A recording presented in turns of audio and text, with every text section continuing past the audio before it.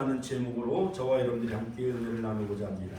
자, 오늘 말씀의 제목은 현숙한 효부 룻이라는 제목으로 저와 여러분들이 함께 은혜를 나누고자 합니다. 자, 싱그러운 5월이죠. 또한 오늘은 5월 21일 세 번째 주일은 또한 부부주일로서 가정의 주일, 지난 주일은 어버이 주일, 오늘은 이제 부부주일, 다음 주일 마지막 주일은 이제 성령 강림 주일이고, 이제 5월의 마지막 주일은 청동원 주일. 지난번에 5월 5일 날 천안지역 어르신 위한 사랑 나눔 축제에 한 80~90명 모인 것처럼 정말 놀라운 전무후무한 마지막 주일, 이 자리에 한 80~90명 모여드는 놀라운 축복의 역사가 이루어질 줄로 믿습니다. 자, 햇빛을 머금은 실록은 바람에 찰랑거리죠. 그저 바라만 봐도 미소가 절로 나올 만큼 가슴이 설레는 계절이 바로 이 가을이 5월인 것이죠. 피천득 선생님은 바로 5월은 금방 찬물로 세수한 21살 청신한 얼굴이다라고 표현하고 있습니다. 또한 훌륭한 시인 그 노천명 시인은 바로 5월을 계절의 여왕, 5월의 푸른 여신 앞에 내가 웬일로 무색하고 외롭구나라고 바로 5월을 계절의 여왕으로 그렇게 표현한 것을 볼 수가 있습니다. 자, 여러분, 그러므로 바로 그 중에서도 가장 중요한 것은 바로 5월은 부모를 공경하는 효도의 달, 바로 이 어버이날이 담겨져 있기 때문에 바로 가정의 달이라 할 수가 있습니다. 또한 5월 5일은 또는 이제 어린날이죠. 그런데 오늘은 이제 둘이 하나가 되어지는 부부의 날이 바로 5월 21일입니다. 자, 여러분, 무엇보다도 우리가 나의 그 출생의 존재를 할 때 정말 우리를 낳아주신 부모에게 효를 할 수가 있게 되어지는 것이죠. 또한 두 번째, 자기에게 언제나 부모가 계시다는 사실을 인식할 때 바로 효를 제대로 할 수가 있는 것이죠. 그 다음에 효는 바로 생활이어야 하며, 또한 만덕의 근원이 바로 효라 할 수가 있고, 또한 백행의 근본이라 우리 많은 그러한 그 조상들은 그렇게 이 효를 중요시 여겨왔습니다. 그러므로 이 주일 성수는 바로 영적인 아버지인 하나님을 경외하며 예배드리는 날이라 할 수가 있는 것입니다. 그러므로 자, 보면 잠언서 23장 22절에 보면 너 낳은 아비에게 청종하고 내 늙은 어미를 경히 여기지 말라, 그런 말씀이 있죠. 또한 자녀들아 너희 부모를 주 안에서 순종하라, 이것이 옳으니라. 네 아버지와 어머니를 공경하라, 이것이 약속 있는 첫 계명이니 이는 내가 잘되고 땅에서 장수하리라. 사도 바울도 신약에서 에베소서 5장을 통해서 우리에게 부모 공경을 잘 말해주고 있습니다. 여러분, 이 세상에서의 만남 중에 여러 종류의 만남이 많이 있습니다. 그 중에서 몇 가지를 우리가 소개한다고 하면은 여러 가지 비누와 손수건의 만남, 이런 만남은 바로 자신을 이제 희생하면서 상대방의 허물을 이렇게 씻어주는 비누와 같은 만남은 좋은 만남이죠. 그 다음에 손수건과 같은 만남, 상대방의 아픔과 눈물을 씻어주는 만남. 자, 그런데 또한 이 거미형과 같은 만남이 있어요. 거미줄을 쳐놓고 거기에 걸려드는 사람을 이렇게 잡아먹는 강도 유형에 속하는 만남이 있어요. 자, 이러한 종류의 여러 가지 종류의 만남이 있어요. 그 다음에 생선과 비린내나는 만남이 있다는 거예요. 그 사람만 만나면 그냥 여러 가지 비린내를 풍기고 악소문이 번져나가는 그러한 정치계의 이런 비린내 같은 그러한 여러 가지 나쁜 소문과 여러 가지 냄새가 우리 한국을 이렇게 멍들게 하고 있는 그런 그 만남도 없지 않아 있습니다. 또한 더 좋은 만남은 바로 꿀벌과 같은 만남이라 할 수 있습니다. 꽃에게는 아름다운 그러한 그 수분을 이렇게 날라다 주면서 아름다운 열매를 맺게 하는 그러한 그 꿀벌의 역할, 또한 그 꿀벌은 꿀을 따다가 우리 인간에게 꿀을 선물해 주는 그 아름다운 만남, 꿀벌과 같은 만남이 되어지는 가정의 달 5월이 되시기를 주의 이름으로 축원합니다. 자, 룻기서의 구조를 보면은 룻기서의 짧은 4장까지의 이 룻기서의 그 말씀은 바로 영국에 있는 셰익스피어의 또한 문학 작품보다도 더 우리에게 감동을 준다라는 그러한 시적인 표현이 있습니다. 그러므로 바로 연극과 같다고 할 수 있어요. 제1장은 1막, 바로 나오미와 엘리멜렉이 바로 모압으로 이민을 가서 두 아들 기른과 말론, 그 다음에 자기의 남편, 남자 3명이 다 죽고 하는 이러한 죽음과 공허함의 그러한 그 내용이 바로 제1장 1막에 나오고 있는 것을 볼 수가 있습니다. 그 다음에 제2장에는 연구로 표현하면 제2장에서 드디어 이제 새로운 희망이 우리에게 펼쳐지는데, 바로 시어머니를 붙쫓아 베들레헴으로 돌아온 이방 여인 룻은 바로 추수하는 그러한 그 보리 추수하는 시기에 바로 이 보아스의 논과 밭에 가서 바로 이삭을 주면서 보아스와 룻과의 아름다운 만남이 이제 소개되어져 있는 것을 볼 수가 있습니다.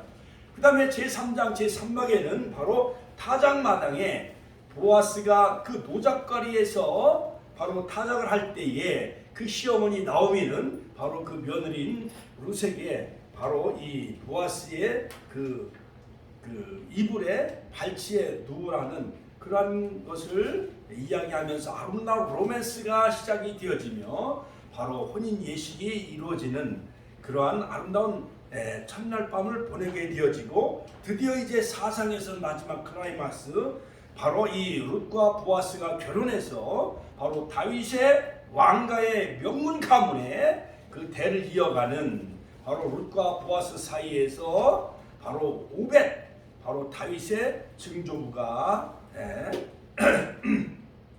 탄생되어짐으로 말미암아 인류의 구속자인 예수 그리스도의 그 족부에 바로 룻이, 이방인 룻이 바로 족보의 생명책에 기록되어짐으로 말미암아 아름다운 메시아 인류 구속의 역사에 바로 동참하는 그 아름다운 그 룻의 그러한 그 명문 가문의 역사가 펼쳐지고 있는 것을 우리가 볼 수가 있지요. 자, 그러므로 저는 이 시간 바로 현숙한 효부 이 룻과 보아스의 만남을 통하여서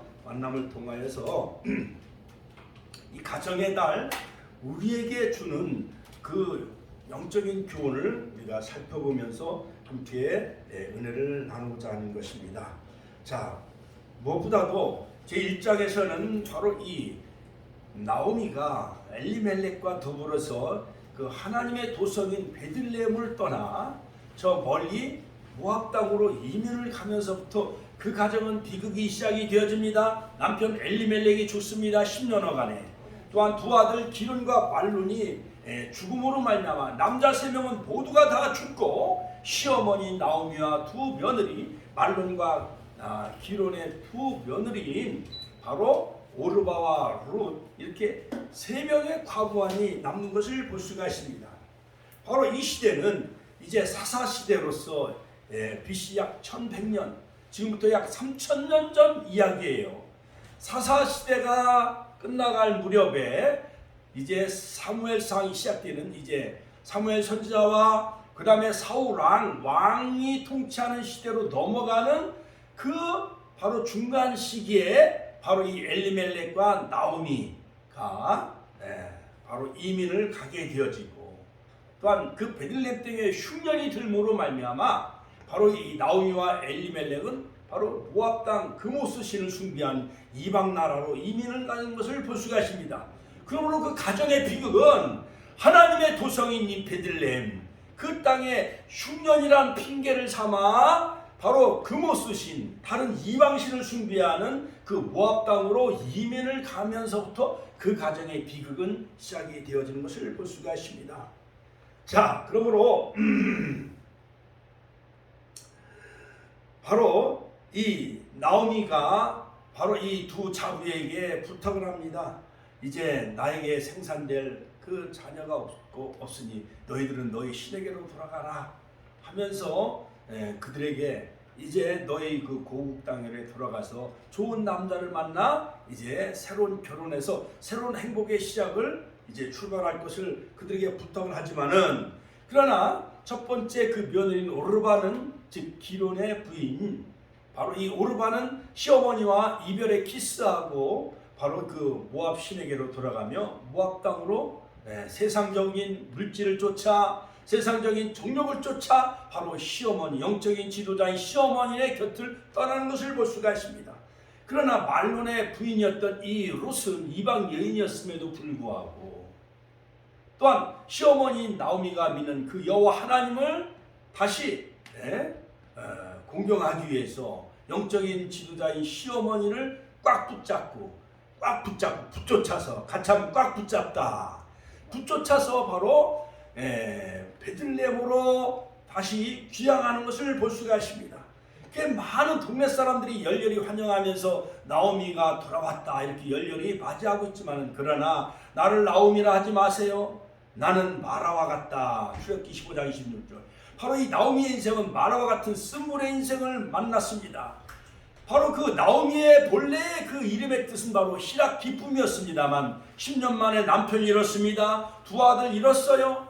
그리고 고향인 베들레헴에 돌아왔을 때에 바로 자기의 이름을 나오미라 부르지 말고 바로 마라라 부르라고 하는 것을 볼 수가 있습니다. 제 나오미가 두 아들 말론과 기론, 이 모압 여인들과 이제 결혼해서 뭔가 새로운 모압 땅에서 새로운 어떠한 희망과 소망을 가지고 그 이민 갔었습니다만, 그러나 첫째 며느리인 오르바는 시어머니와 바로 이별의 키스를 하고 바로 영적인 지도자와 등을 돌리며 모압 금오스 신을 쫓아 모압 땅 세상 물질과 향락과 쾌락을 추구하면서 오르바는 바로 시어머니와 등을 진 것을 볼 수가 있습니다. 오늘날로 말하면 목회자를 떠나며 배신하며 교회를 떠나 세상으로 돌아간 여인의 대표적인 모델 케이스가 바로 이 오르바라 할 수가 있어요. 첫 번째 며느리예요. 그러나 두 번째 며느리 룻은 바로 어머니, 하나님을 공경하는 어머니, 영적인 지도자인 바로 이 시어머니의 치마폭을 붙잡고 바로 하나님의 도성인 베들레헴으로 돌아오는 것을 볼 수가 있습니다. 바로 나오미의 인생은 허망한 인생이었어요. 모압 생활은 정말 패가망신한 그의 생애였던 것이었습니다. 패가망신, 집안이 망하고 몸이 망가진 남편 잃었어요. 두 아들 잃었으니 바로 이 어머니는 남편도 의지할 사람이 없는 거예요. 두 아들을 잃었으니 두 아들을 의지할 사람이 없는 거예요. 모압 땅에 살려왔습니다만 10년이 지나고 난 다음 남편을 잃었습니다. 두 아들을 잃었습니다. 그리고 남편 없는 두 자부를 데리고 그는 고향 땅으로 돌아올 수밖에 없었는데, 오르바는 결국 이별하게 되어지고 룻은 어머니를 붙쫓아 베들레헴으로 돌아옵니다. 고향 땅에 다시 하나님의 복을 주셔서 베들레헴에 큰 풍년이 왔다는 그런 그 소문과 소식을 듣게 되어져요. 그래서 이제 고향으로 돌아오기로 결심을 합니다. 자, 그런데 그 아들 없는 과부된 두 자부 중에 바로 이 룻은 시어머니 나오미를 따라 오려고 하니까 그를 따르는 과부된 그 룻이 오는 것을 말리기 시작합니다. 나를 따라와도 남편도 없고 또 너희에게 내가 장가 들게 할 남은 자손도 없으니 너희는 희망이 없다. 날 따라오지 말고 고향 땅에 남아 너의 그 고국에 좋은 청년을 만나 이제 재혼해서 잘 살아라. 간절히 그렇게 타일렀는데도 불구하고 이제 여러분 나오미의 연세가 만약에 한 60대가 넘었다고 생각을 해봐요. 60이나 70이 넘은 시어머니 나오면 희망이 있어요, 없어요? 희망이 없잖아요. 노인들에게 무슨 소망이 있겠어요? 젊은 10대나 20대, 30대는 그들이 대학에 들어가서 좋은 여성을 만나 좋은 직장에 들어가 또한 행복한 그 보금자리, 홈 스위트 홈, 좋은 그런 그 보금자를 꾸며서 토끼와 같은 그 자녀를 낳아서 그 가정이 정말 이 땅에 정말 아름다운 그 명문강을 이룰 수 있는 그런 희망이라도 있지만은 60대, 70대가 넘은 그런 그 시어머니 나오미에게는 아무런 희망이 없었던 것이었어요. 자, 첫 번째 오르바와 룻의 차이점을 우리가 비교하며 살펴본다고 한다면, 오르바는 그 뜻의 이름이 바로 풍성실하다 그런 뜻이에요. 그 다음에 뒤로 처진다, 빠진다 그런 의미를 가지고 있어요. 그러나 룻은 우정, 같이 한번 더 우정, 좋은 친구라는 그 이름의 뜻을 가지고 있어요. 룻은 바로 그 이름대로 바로 이방 여인 룻은 바로 시어머니를 쫓아 베들레헴으로 돌아온 것을 볼 수가 있습니다. 자, 룻기서 1장 16절에 보면은 룻이 가로되 나로 어머니를 떠나며 어머니를 따르지 말고 돌아가라 강권하지 마옵소서.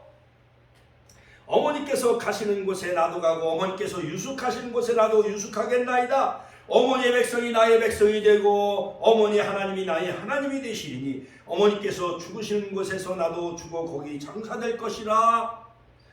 만일 내가 죽는 일 외에 어머니와 떠나면 여호와께서 내게 벌을 내리시고 더 내리시길 원하나이다. 우리 사랑하는 권사님, 우리 집사님들, 이러한 효부와 같은 며느리 만나면 더할 나위가 없겠죠. 그렇죠?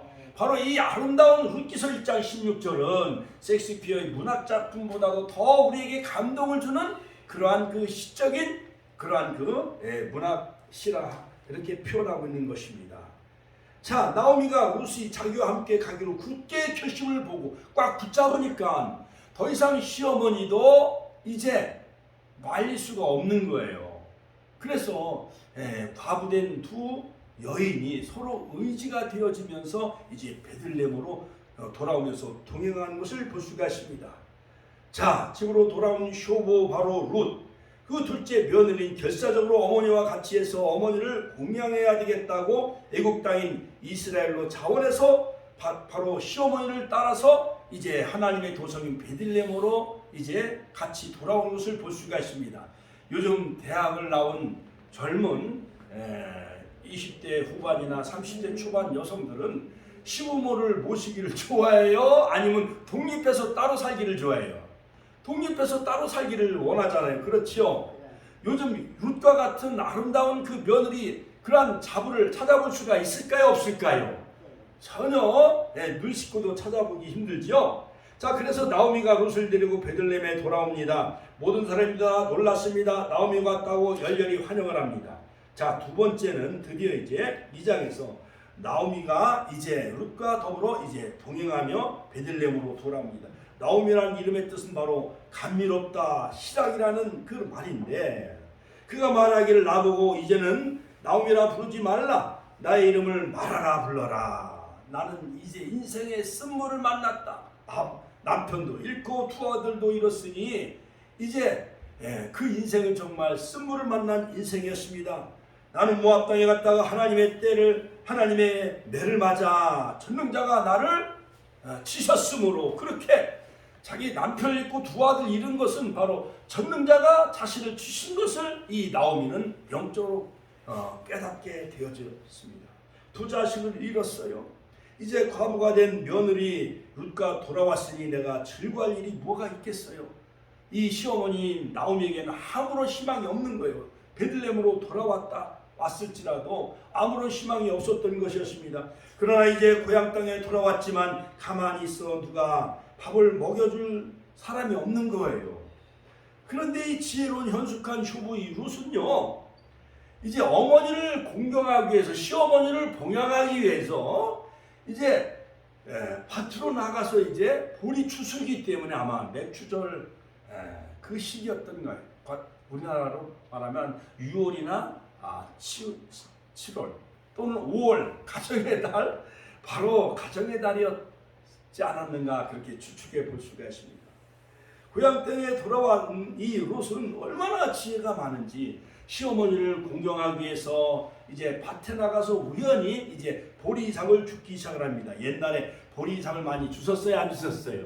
저희가 초등학교 공도에 있는, 안성 공도에 있는 그 초등학교에 다닐 때도 선생님들이 이제 논과 밭에 가서 보리사, 벼이삭을 많이 주워오라고 했습니다. 자, 레위기 19장 9절에 보면은 밤모퉁이를 거두지 말라, 가난한 사람과 타국인을 위하여 버려두라. 레위기 19장 9절에 보면은 너희 땅 곡물을 멜 때 너는 밤모퉁이까지 다 거두지 말고 너의 떨어진 이삭도 줍지 말라. 너의 포도원의 열매를 다 따지 말며 너의 포도원에 떨어진 그러한 그 열매도 줍지 말라. 가난한 사람과 타국인을 위하여 버려두라. 참 이스라엘 나라의 그 공동체는 여기서 보면 얼마나 그 아름다운 공동체인지 알 수가 있습니다. 자, 그래서 룻이 시어머니가 말하기를 내가 버려두는 곳에 가서 이삭을 주어서 어머니를 공경하게 해 주옵소서.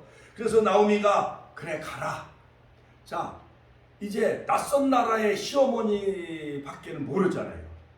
들에 나가서 무슨 강도를 만나는지 또한 흉악한 성폭행자를 만나는지 알 수가 없는 이러한 그 불안과 초조 두려움 속에서 이 지혜로운 여성이 쇼부는 이제 우연히 밭에 가서 이제 보리삭을 줍기 시작을 합니다.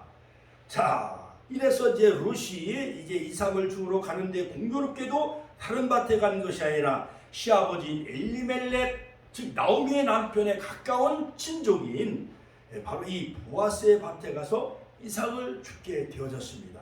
보아스는 바로 시아버지 엘리멜렉의 바로 친족인데 굉장히 큰 부자였어요. 우리나라로 말하면 삼성 재벌과 같은 그러한 큰 재벌가였던 것이었습니다. 그래서 그 보아스가 일꾼들을 보내서 보리를 베는데 우연히 그곳에 가서 보리삭을 줍게 되어졌습니다. 자, 그런데 점심때쯤 되어져서 보아스가 보리 베는 일꾼들을 이제 살펴보기 위해서 이제 보리를 잘 베고 있나 이렇게 이제 밭에 가서 이제 살펴보는데 이삭의 낯선 소녀 한 명이 와서 이삭을 줍는 것을 보았습니다. 자, 드디어 이제 세 번째 이제 룻과 보아스가 이제 그 보아스의 밭에서 이삭을 줍는 그 이방인 룻과 아름다운 그런 그 만남 쪼우가 시작이 되어집니다. 저 소녀는 누구냐? 보아스가 물어봐요, 일꾼들에게. 자, 최근에 나오미를 따라서 이방에서 온 룻이라는 여성입니다. 자, 모함 여자인 것입니다. 아, 그래? 내가 소문을 들으니까 그 여자가 보통 여자가 아니라고 그러더라. 그래서 보아스가 룻을 불러 말을 합니다. 이제 보아스는 그 땅의 주인이고 부자니까요.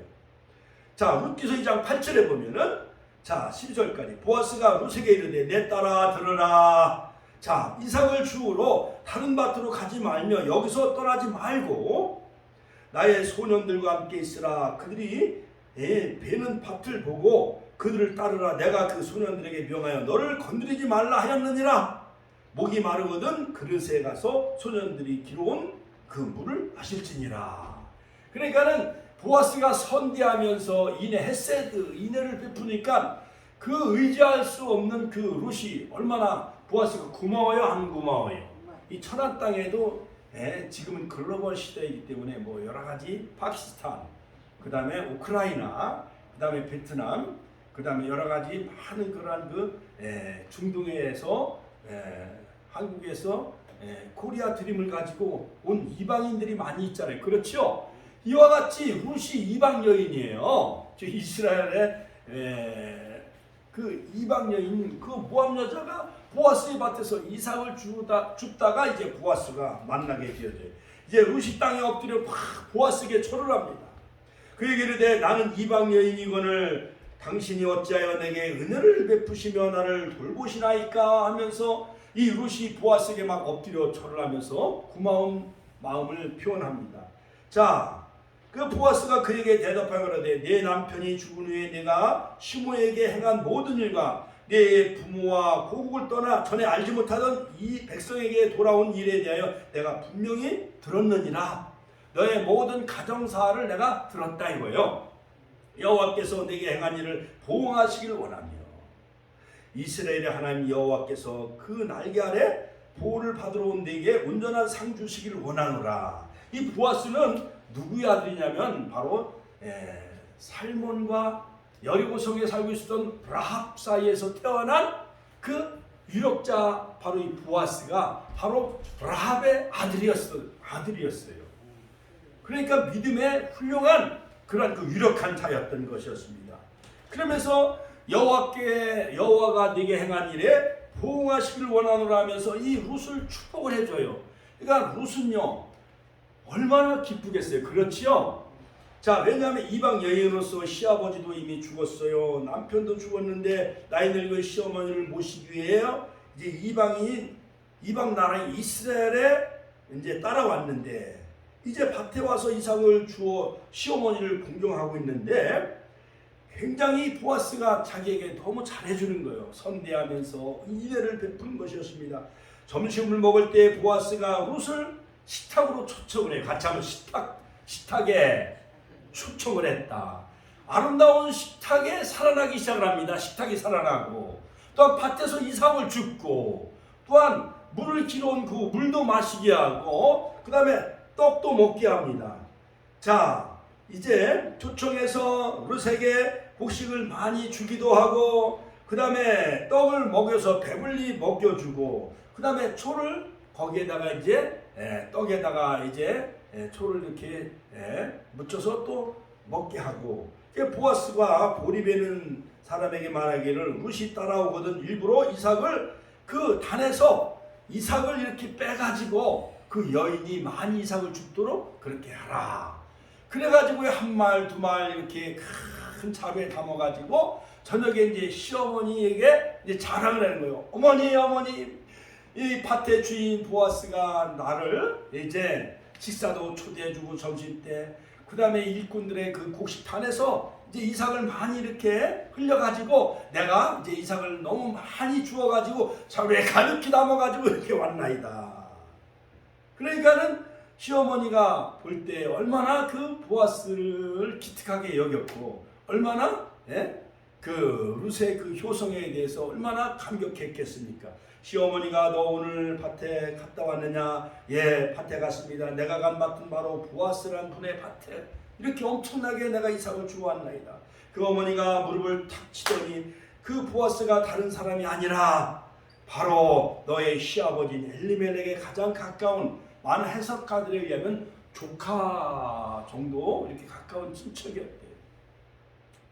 그냥 큰 집에 아마 조카였는지 바로 이 엘리멜렉은 죽고 또 기론과 말론도 죽었는데 의지할 것은 큰 집의 조카인 이 보아스가 유력자였기 때문에 그 밭에서 이삭을 줍다 보니까 부스러기도 딱 그 상에서 떨어지는 부스러기를 먹고 주워왔는데 바로 룻이 그 부스러기를 주워다가 바로 시어머니 나오미를 공경하기 시작을 하는 거예요. 자, 네 번째 드디어 제 시어머니 바로 시어머니는 룻을 바로 보아스가 기업 물을 자라고 소개해 줍니다. 바로 이 기업 물을 자인 보아스는 바로 인류의 구속자인 예수 그리스도의 모형이에요. 같이 한번 따라서 인류의 구속자 예수 그리스도의 모형이 바로 이 보아스였던 것이었습니다. 그래서 가까운 친척이 땅을 이제 물려야 하는데 바로 이것이 바로 이스라엘 나라의 고헬 제도예요. 고헬 제도. 자, 고헬 제도를 제가 조금 설명하면 구약 시대에는 이 고헬 즉 히브리 말로 까이라는 이런 고헬 제도가 있는데 이 고헬 제도는 무르다 또한 되찾다 구속하다는 뜻이에요. 그래서 이 까알에서 온 말로 근족 기업 물을 자 계대를 이어줄 자 바로 이 고헬 제도는 고헬에 해당하는 이 가까운 근족이 가지는 의무와 권리는 크게 세 가지예요. 첫 번째는 뭐냐? 기업 물으는 법. 레위기서 25장 25절. 자, 기업 물은 법은 가난하여 땅을 팔았을 경우 가까운 친족이 대신 땅값을 지불하고 그 땅을 도로 찾아주는 법이에요. 이것이. 그러니까 엘리멜렉이 죽었잖아요. 그러니까 큰 집의 조카 이 보아스가 기업 물을 자가 되어지는 거예요. 또한 가까운 형제 동생이 또 보아스보다 더 가까운 근족이 있는데 성에서 장로들 앞에서 바로 그 기업 물을 자에게 바로 엘리멜렉의 땅 바로 이 죽은 말론과 기론의 그 땅을 바로 기업 물을 자 내가 대신 그 돈을 은행에 저당 잡혔든지 두 개 팔았든지 그걸 가지고 도로 사가지고 엘리멜렉의 그 땅을 다시 회복해 주겠느냐가 그 선택을 그걸 줬는데 그 사람이 신발을 벗어서 권리를 포기해요. 같이 한번 따라서 신발을 벗어서 권리를 포기합니다. 그러므로 다음 차례는 누가 차례가 되어지는 거예요? 보아스가 차례가 되어져서 바로 이런 아름다운 그 룻과 결혼을 통해서 다윗의 증조부 오벳을 낳으며 다윗 명문가의 혈통을 이어가는 바로 계대 결혼이 바로 본문의 룻기서의 내용에 나오고 또한 기업물자가 되어지는 거예요. 그러니까 두 번째는 계대 혼인법이라는 게 있는데, 자 신명기 25장 5절 6절에 보면 계대 혼인법은 맏아들이 결혼했다가 죽잖아요. 그럼 형수가 과부가 되잖아요. 그럼 시동생이 형수와 같이 결혼해가지고 그 가문의 그 씨를 이어서 대를 이어가는 제도가 바로 계대 혼인법인 것입니다. 바로 창세기 38장의 시아버지인 그 유다, 야곱의 그 12아들 중에 네 번째 아들인 유다가 바로 엘이 장가들었는데 그 엘이 죽어요. 근데 두 번째 그 아들인 그 오난과 그 다말과 결혼했는데 이 오난이 씨를 주지 아니하므로 결국 이 다말은 그 유다 가문의 그 며느리지만은 씨를 받지 못해요. 그러다가 나중에 이제 면박을 해가지고 양을 치는 그 들녘에서 시아버지에게 뭐 도장과 뭐 끈 이런 것을 담보로 잡고 바로 이 다말이 시아버지와 함께 이제 합방을 하게 되어져서 바로 유다와 시아버지 유다와 다말과 며느리와 서로 결혼해가지고 베레스 인류의 구속자 바로 예수 그리스도의 족보에 바로 이 다말이 들어가는 것을 볼 수가 있습니다. 할렐루야. 하나님께 영광의 박수 올려드립니다. 할렐루야. 그래서 바로 이 계대 혼인법이 창세기 38장에 나오고 신명기 25장에 나오는데 바로 계대 혼인법에 율법이 있기 때문에 바로 이 보아스가 바로 이 나오미의 며느리인 그 룻을 자기 부인 아내로 맞이하면서 계대 혼인이 이루어지고 그 다음에 기업물자가 되어져요. 자, 또 하나는 동해 보복법인데, 동해 보복법이라는데 생명을 생명으로 갚는다는 보수 원리에 의해 만약에 우리 가문에 누가 사람이 우리 자녀를 누가 죽이잖아요. 그러면은 사람을 죽인 자는 반드시 또 죽이는 동해 보복법. 눈에는 눈, 이에는 이. 그러니까 살인자는 또 죽이는 이런 동해 보복법이 있어요. 자, 그런데 그 의무와 권리를 행사할 수 있는 이 고혈로 인정받기 위해서는 몇 가지 또 조건이 있는데, 혈연으로 가까운 근족이 되어져야 돼. 같이 한번 따라서 혈연적으로 가까운 근족이어야 돼. 사촌이나 또는 뭐 조카나 또한 육촌이나 가까운 근족이 되어져야 돼요. 그래야 그 기업물자가 될 수 있는 그 자격이 주어지는 거예요.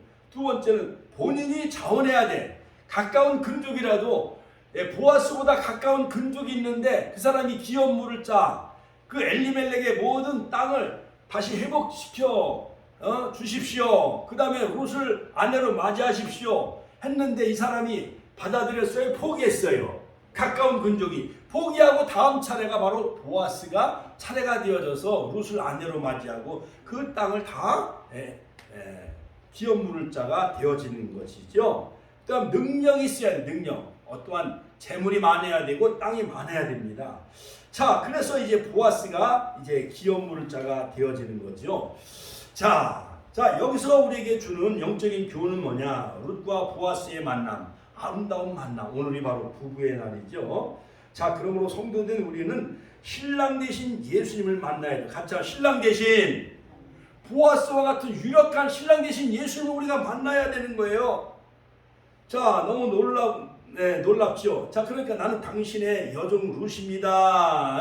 보아스에게 하는 말이 당신이 옷자락으로 시녀를 덮으소서. 그냥 보아스의 그 옷자락으로 바로 이 노적가리에서 첫날 밤을 지내면서 바로 이불을 덮고 자는데 보니까 발치에 누가 누워 있는 거예요. 목욕을 하고 향수를 뿌리고 예쁘게 하고 바로 룻이 바로 보아스의 이불 바로 이 발치에 누워 있었던 거예요. 그러니까 새벽녘에 보니까 누가 누워 있는 거예요. 보니까 바로 이 나오미와 같이 바로 베들레헴에 돌아온 그러한 그 현숙한 여인 효부 룻이었던 거예요. 그러면서 룻이 당신의 옷자로 나를 덮으소서. 당신은 우리의 기업물자가 됨이니이다. 보아스는 깜짝 놀랐습니다. 자, 그렇지. 이 가족이 다 망해서 다 몸도 집도 다 팔아먹고 빈손으로 돌아왔는데 내가 가까운 친척으로서 이 모든 전투를 다 도로 사주고 이 여인도 내가 아내로 받아들여야 될 의무가 있지 않느냐 하는 놀라운 영적인 깨달음과 그 확신과 그 믿음이 보아스에게 있었던 거예요. 하나님이 보아스의 마음을 움직여 주셨죠. 자, 그래서 보아스가 말하기를 가로되 내 딸아 여호와께서 내게 복 주시기를 원하노라. 룻기서 3장 10절. 네가 빈손으로 돌아왔지만은 그러나 너희 베푼 인애가 처음보다 나중에 더하도다. 시어머니를 공경하는 그 갸륵한 마음이 온 동네에 퍼짐으로 말미암아 보아스가 너무 감동을 받은 거예요. 한눈에 뿅 갔어요. 보아스도 남자잖아요. 남자는 여자를 보는 순간 뭔가 가슴이 뭉클해잖아요. 그렇죠?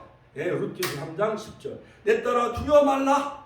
내가 네 말대로 내게 다 해말이라. 네가 현숙한 여자인 줄 나의 성읍 백성이 다 아느니라. 룻기서 3장 10절. 할렐루야. 하나님께 영광의 박수 올려드립시다. 참으로 나는 내 기업 물을 자나 물을 자가 나보다 더 가까운 친족이 또 있으니 이 밤에 여기서 머무르라. 아침에 내가 그 기업 물을 자의 책임을 내게 이양하려 하면 좋으니 그가 그 기업 물을 자의 책임을 행할 것이니라. 룻기서 3장 13절. 자, 만일 그가 그 기업 물을 자의 책임을 내게 이행하고자 아니하면 여호와의 사심으로 맹세하노니 내가 기업 물을 자의 책임을 내가 행하리라. 그 사람이 포기하면 내가 모든 땅을 도로 회복시켜주고 너를 내 아내로 맞이하겠다. 이렇게 여호와의 사심을 가리켜 맹세합니다. 보아스가 누구에게? 룻에게. 할렐루야. 하나님께 영광의 박수 올려드립시다. 자, 아침까지 이제 누워 있었어요. 자, 아침에 일찍 일어나 보아스는 일어나 가고 이제 룻은 자기 집으로 돌아갑니다. 자, 드디어 이제 새로운 역사가 펼쳐져요. 희망이 보입니다. 그렇죠? 자, 보아스가 아침에 성에 이제 많은 장로들과 이제 아침에 이제 성에서 모였습니다. 신족 대신 기업 물을 자, 자기보다 엘리멜렉이 더 가까운 친척이 있으니까 그 친척을 오라고 했어요. 많은 장로들 10명이 이제 있는데 이제 그들이 증인 앞에 이제 이 사람이 어떻게 판단할 것인가를 묻기 시작합니다. 자, 대표를 앉혀놓고 여기에 엘리멜렉이 이방에 갔다가 죽고 그 안에 나오미가 이제 과부가 되어서 돌아왔는데 쏠딱 망했어요. 그지 알거지가 됐어요. 자, 기업 물을 우리의 친족이 물어야 될 것이 아니냐. 네가 나보다 더 가까운 친척이니 기업 물겠느냐? 선택권을 줬어요. 그러니까 그 사람이 포기하니까 드디어 이제 보아스가 여호와께 맹세했기 때문에 모든 기업 물을 자가 되어지고 이제 룻을 아내로 맞이합니다. 기업 물은 것이 아니라 과부가 된 룻도 이제 함께 물어야 되기 때문에 룻을 이제 아내로 맞이하게 됩니다. 가까운 근족은 이제 권리를 포기하게 돼요. 우리는 막 전도하다 보면 하늘나라의 천국의 상급 또한 예수 그리스도의 그런 그 십자가 보혈의 능력으로 죄사함 받고 믿기만 하면 갈라디아 3장 7절 9절 아브라함의 자녀가 되고 아브라함의 복이 되어지고 아브라함과 함께 우리가 천국을 유업으로 이을 상속자가 됩니다. 전도하면 그 사람들이 권리를 다 포기하잖아요. 막 전도를 받아들이지 않냐고 교회 오지 않잖아요. 그렇죠. 그러나 이 자리에 참여한 우리 축복의 모든 가족들은 바로 이방녀인 우리가 신부된 자로서 우리가 신랑 되신 주님을 맞이하면 바로 하늘의 상급, 하늘의 천국을 다 기업 물을 자가 되는 줄로 믿으시길 주의 이름으로 축원합니다. 우리는 다 요한계시록 19장 9절 혼인잔치에 참여하는 신부된 자가 되어지는 줄로 믿으시길 주의 이름으로 축원합니다. 자, 그래서 이제 나오미의 모든 기업을 다 돈을 주고 사고 그리고 자식 없이 과부가 된 그 룻을 아내로 이제 맞이하게 되어집니다. 여러분, 그래서 우리가 이스라엘 역사를 보면 룻이 보아스에게서 시집가서 오벳이란 다윗의 할아버지를 낳고 오벳이 또한 이새를 낳고 다윗의 아버지를 낳고 또한 바로 이 다윗이 이제 왕이 되어져서 왕의 족보에 들어가는 그 영광의 명문 가문 룻이 그 가문의 며느리가 되어졌어요. 할렐루야. 하나님께 영광의 박수 올려드립시다. 이제 결론적으로 여러분, 바로 우리는 예수 그리스도께서 우리의 기업 물을 위해서 하늘 보좌를 버리시고 이 땅에 오셨습니다. 첫 아담이 다 기업 물을 것을 다 포기했어요. 왕권, 영권을 다 잃어버렸어요. 마귀 사탄에게 빼앗겨가지고. 드디어 이제 바로 독생자 예수님이 이 땅에 오셔가지고 이제 보아스와 같이 이제 나오미의 기업 물을 소원을 가진 것처럼 예수님도 우리의 기업 물어줄 소원을 갖고 이 땅에 오셨어요. 자, 첫 번째는 뭐냐? 즉 보아스가 나오미의 기업 물을 소원을 가진 것처럼 예수님도 우리의 기업 천국을 물려줄 소원을 가지고 이 땅에 내려오신 거예요. 할렐루야. 하나님께 영광의 박수 올려드립시다. 죄의 빚을 다 갚아줬어요. 십자가에서 질병의 빚도 다 갚아주셨어요. 채찍에 맞음으로. 또한 믿기만 하면 영생과 천국의 그런 놀라운 천국의 유업과 기업을 우리에게 기업 물어주기 위해서 예수님이 아들로서 이 땅에 내려오신 거예요. 그래서 주님이 하나님으로서 가장 가까운 사람으로 오셨으니 바로 예수님 당신이 우리의 기업 물자가 되어지기 위해서 사람의 모양으로 이 땅에 오신 거예요. 가까운 친척, 우리의 친척이 되기 위해서 하늘에 계시는 높은 데 계시기 때문에 우리가 만날 수 없지만 사람의 육체의 몸으로 이 땅에 오심으로 우리의 가까운 친척으로 예수님이 이 땅에 육신의 몸을 입고 2000년 전에 베들레헴의 마구간에 바로 마리아의 몸을 빌려 성령으로 이 땅에 오셨어요. 할렐루야. 자, 그리고 예수님이 옷자락, 예수님 주님이 입으신 흰 옷은 참 아름답도다. 예수님이요 그 놀라운 그 세마포 옷으로 의의 옷으로 우리를 덮어주러 오신 거예요. 신부된 우리를. 그러므로 우리는 더 이상 죄인이 아니고 우리는 의인이 되어졌어요. 같이 하면 의인이 되어졌다. 여러분 신부가 결혼 이제 웨딩 홀에 이제 신부가 입장할 때 하얀 드레스를 쫙 입고 입장을 하잖아요. 신랑이 딱 먼저 가서 입장을 해서 신부를 맞이하잖아요. 그래서 천국에서 신랑 되신 주님이 우리를 맞이하고 우리는 다 흰옷을 입고 의의 옷을 입고 우리는 더 이상 죄인이 아니요 의인의 신분으로 회복시켜 주셔서 주시기 위해서 기업물을 자가 되어지신 거예요. 예수님이. 할렐루야. 하나님께 영광의 박수 올려드립시다. 할렐루야. 또 두 번째, 주님은 어떠한 기업을 우리에게 물려주시기 오셨느냐? 잃어버린 의의 기업을 값주고 사주기 위해서. 로마서 3장 23절 24절 모든 사람이 죄를 범해서 하나님의 영광에 이르지 못하더니 그리스도 예수 안에 있는 구속으로 말미암아 하나님의 은혜로 값없이 가참 하나님의 은혜로 값없이 의롭다 하심을 얻은 자 되었느니라. 할렐루야. 루시 보아스의 은혜로 바로 보아스의 아내가 되어져서 다윗의 왕의 가문의 혈통을 이어가는 그런 기업 물자가 되어졌잖아요. 그렇지요. 그러니까 롯은 일반 이방인 여인이 아니야. 예수님의 족보에 들어가고 다윗의 왕의 가문의 족보에 들어가는 훌륭한 그런 믿음의 인물이 되어진 거예요. 우리들도 예수님의 생명책에 기록되어지는 예수님의 신부된 자로서 룻과 같이 생명책에 기록되어지는 줄로 믿으시기를 주의 이름으로 축원합니다. 세 번째는 뭐냐? 하나님과 우리를 화목해 하시고 하나님의 사랑으로 우리를 회복시켜 주시고 보혈의 능력으로 말미암아 성령 충만과 성결한 삶을 회복시켜 주셔서 주님의 옷자락으로 우리를 덮어주시는 거예요. 성결한 사람, 같이 성결한 사람, 거룩한 사람, 기쁨의 사람. 그 다음에 또 건강도 우리에게 회복시켜 주신 거예요. 예수님이. 신랑 되신 예수님이 사랑하는 자여 내 영혼이 잘된 것 같이 내가 범사가 잘되고 강건하기를 내가 간구하노라 한 것처럼 건강도 우리에게 회복시켜 주시기 위해서 주님이 이 땅에 오신 것 보아스처럼. 네 번째, 영생천국의 기업, 같이 한 영생천국의 기업을 우리에게 물기 위해서 예수님이 십자가를 지신 거예요. 그러므로 주님께서 우리를 신부로 맞이하게 해주셨어요. 바로 보아스가 룻을 신부로 맞이한 것 마냥. 할렐루야. 하나님께 영광의 박수 올려드립시다. 그러므로 주님 우리의 신랑 보아스와 같은 유력자, 즉 기업 물을 자가 되어지고 계대 결혼을 행하시고 주님을 우리를 신부로 삼아서 우리를 귀한 몸이 되어지게 해주셨어요. 할렐루야. 하나님께 영광의 박수 올려드립시다. 할렐루야. 그러므로 교회는 보아스의 밭이요.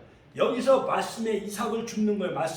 말씀의 씨앗을 줄 때 말씀을 받아들임으로 말미암아 우리는 주님의 신부된 자 되어져서 룻이 그 보아스의 밭에서 교회에서 보아스의 교회 그 뜰에서 이삭을 줌으로 말씀을 줌으로 바로 보아스의 신부가 되어지는 것 마냥 우리는 다 주님의 신부가 되어진 줄로 믿으시길 주의 이름으로 축원합니다.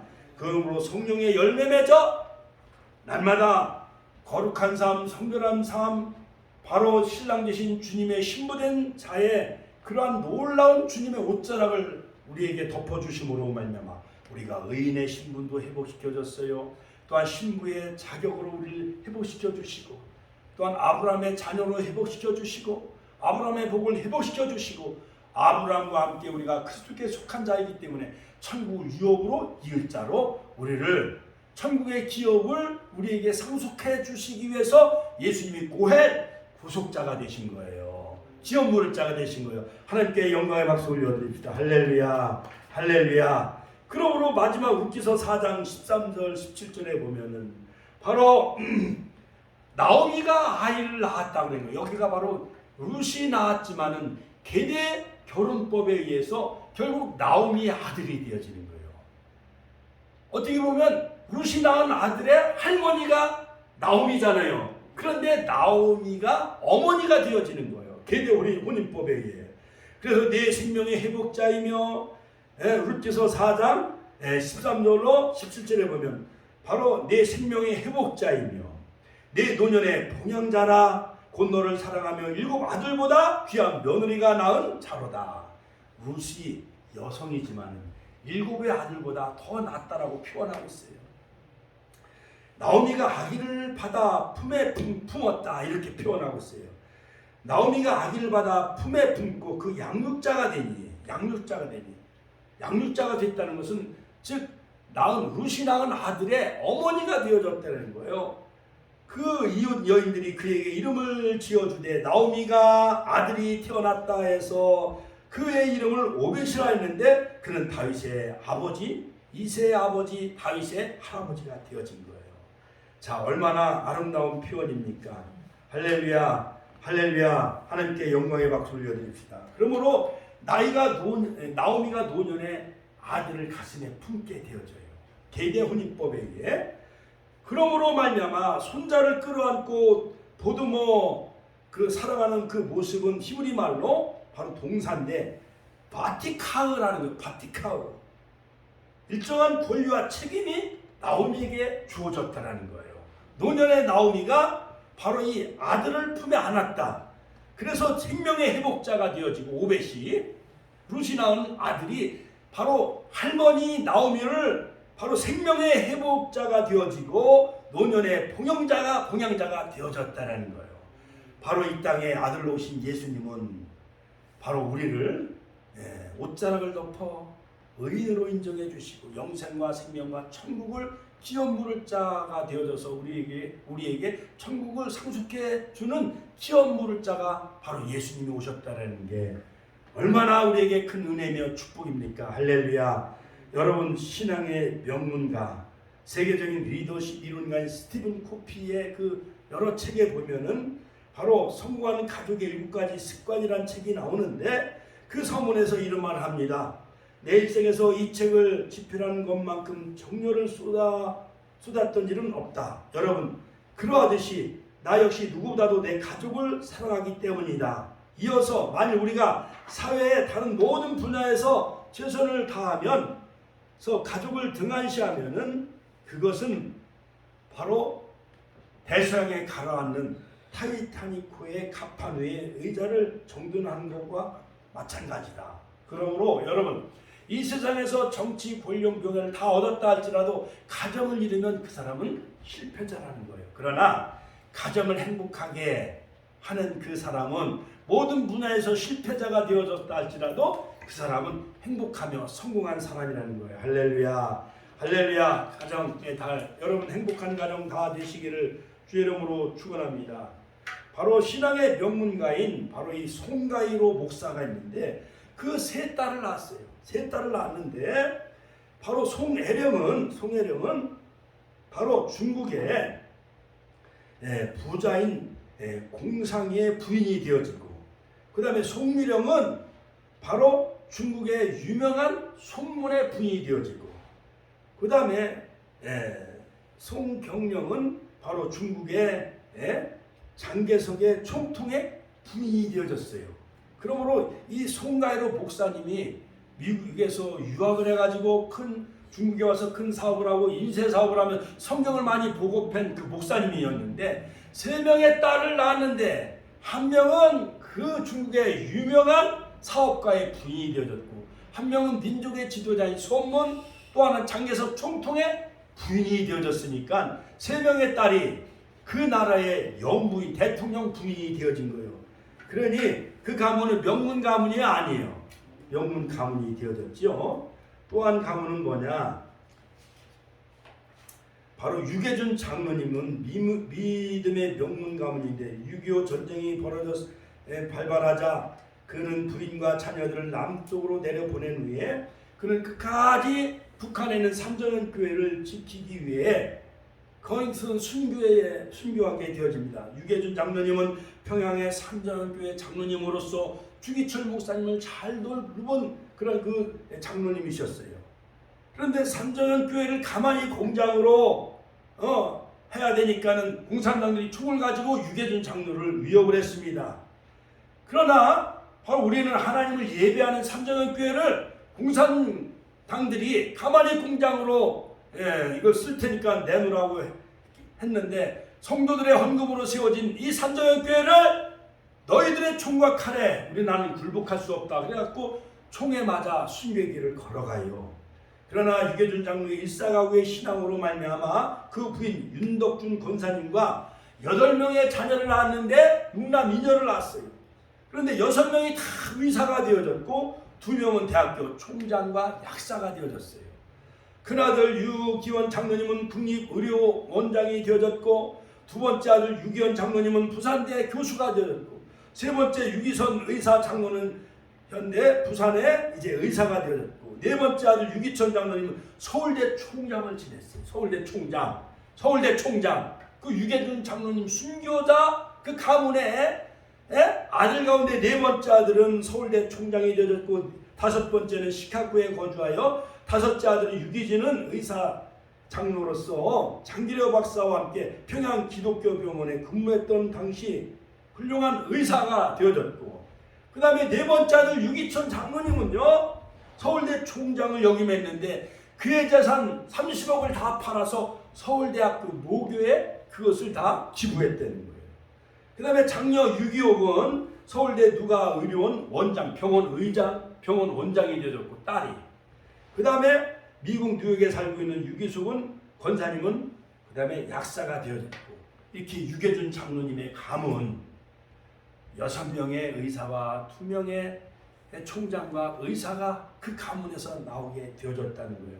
여러분 룻과 같이 바로 효도하는 그 룻을 통해서 보아스를 만나고 다윗의 왕의 가문의 족보에 들어가고 인류의 메시아인 예수님의 족보에 들어가는 그 아름다운 그 룻과 같이 바로 부모를 잘 공경하는 우리 축복의 가족들 다 되시기를 주의 이름으로 축원합니다. 그러면 땅에서 잘되고 창수하리라. 이것은 약속 있는 첫 계명이다. 성경은 분명히 우리에게 말씀하고 있습니다. 가정의 달, 오늘 부부의 날, 여러분 가정 행복하시고 또한 부모에게 다 효도하는 축복의 권속들 다 되시기를 주의 이름으로 축원합니다. 주여 한번 시대 통로를 하겠습니다.